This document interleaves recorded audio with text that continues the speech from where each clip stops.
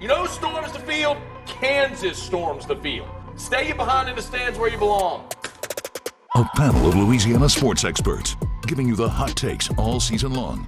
Michael Cauble, Matt Moscona, and Shea Dixon. This is Sports Takeover.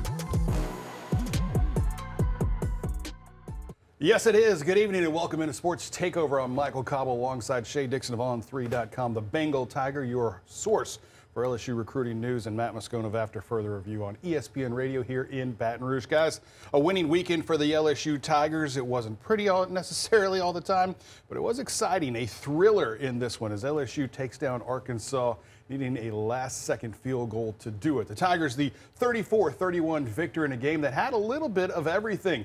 LSU trailed 13-3 before turning on the offense. The Tigers scored back-to-back touchdowns wrapped around halftime, but still needed a late-game 5-minute drive to lock up the win, thanks in part to some defensive miscues that I guess continue to plague this team. Fellas, we saw the offense certainly work its magic, but the defense has some issues, and we are going to talk about it right after Brian Kelly does. We have to do the ordinary things extraordinarily well. We're having a tendency of trying to chase too many plays on defense. And what I mean by that, we're trying to make plays that are really not our place to make. And we just need to do our job. And I think once we settle down and just do the ordinary things extraordinarily well, this can be a really good defense because it's shown itself to have resiliency and toughness and the players necessary to do that.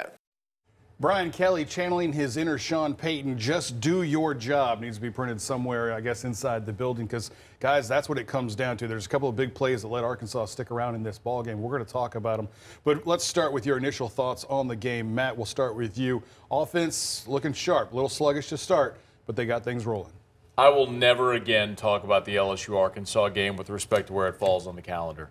I'm the guy who's always said no one cared Friday after Thanksgiving. They moved it after Bama as a letdown spot. Here's the bottom line. You could play that on Flag Day. You're going to get Arkansas's best swing. 4 years in a row, that game has been decided by 3 points. Just accept the fact, or I need to accept the fact, this is never going to be easy against that team because it's like the Apollo Creed whenever he fought the Russian. He doesn't know it's a show. He thinks it's a fight. Arkansas is not here for a show. They're here for a fight every time, so you better be ready. KJ Jefferson certainly in there swinging those punches and LSU's defense feeling them. Shea, your thoughts on this one? You talked to Brian Kelly about that slow start on offense. What did you see from this Tiger team completely? I mean, I thought it was a good thing. Arkansas game a year ago, right? Remember when Jaden Daniels played slowly to start? It stayed that way for 4 quarters. Same with the Auburn game. Brian Kelly said obvious signs of growth that he started slow, got into a rhythm right before halftime. Then he ends up SEC Player of the Week. But we listened to that Brian Kelly soundbite of how they played on defense. You could have just subbed in the soundbite after the Florida State game. It was the exact same stuff of guys were worried about 3 other people's jobs, not their own, and that's how you have guys running wide open on defense. In week 1, that's to be expected. We have some video here. And particular play. What's really important here is, more than anything else, our players can't be trying to make plays. He saw the quarterback as a run threat. That's not his job. His job was to be the deep half defender. Go do your job. There's somebody else assigned to him, and we just have to be consistent with that. And you know, nobody has patience with that, but we do have some young players out there that sometimes we have to understand that the learning curve, there's a little bit of it going on right now. You know, Brian Kelly keeps talking about them being young, but Alexander is a transfer that certainly has got some years under his belt. Well, you're making the jump from the FCS to the SEC, too. You're going to face quarterbacks like this who can keep it alive, and a split second, you think. I don't know what sort of – you got to make it a business decision, too. If I'm Zy Alexander and KJ Jefferson's about to run the ball and pick up a head of steam, what are you really going to do? He's going to make the play from 25 yards away. I mean, that's the other thing, too. It's like, why are you in pursuit at that point? But he's not the only one. There were short yardage busted plays as well down. With the shotgun snap, because that's what we do most of the time. They got the field goal unit out there with 20 seconds to spare. Matt's about to start yelling. Not going to yell. Okay. And in fairness, I was not in the post-game interview. I do the post-game show at Don Juan, so I'm not there. But the question that needs to be asked is, why didn't you save a timeout for this?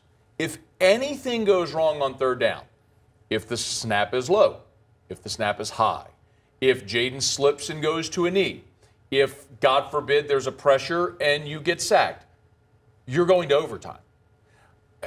It worked. Everything worked. Okay. And Brian's been asked about, well, why didn't you go under center and why didn't you, like, I get all that. The problem is you left yourself no safety net by using your timeouts sequentially after the digs run, then after first down, second down. You've got to have multiple plays called right there to where Jaden knows what to do. Brian Kelly burning all 3 timeouts and not saving one for third down is head-scratching at least, egregious at worst. It was Milesian. Week's game, LSU in Oxford taking on Ole Miss. Sports Takeover will return after these messages.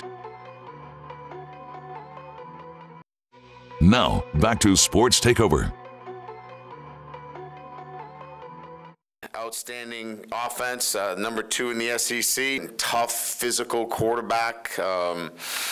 He's thrown for over 1,000, and he's rushing the football as well. And we know about Judkins from last year. Watkins leads them in receptions. And then, again, a very difficult defense to go against because they're so physical and aggressive. So. Guys, quick thoughts. We'll start with you, Shea, on the Ole Miss Rebels. Yeah, Jackson Dart's better than people think he is, and he is a load to bring down as well, similar to KJ Jefferson. Prior to that Bama game, his stats were about equal to Jaden Daniels in terms of throwing it and running it. So it's another tough test. It's a lot like playing a KJ Jefferson. I watched Tulane ragdoll the Ole Miss offensive line. Ole Miss ran for 50. Quinshon Judkins ran for 58 yards against Bama. That Ole Miss offensive line is not good. LSU's defensive front 7 should control this game. All right, we'll see if they eat. It's a 5 p.m. kick in Oxford on ESPN. For Matt Moscona and Shea Dixon and myself, thanks for joining us. Have a great week, everyone.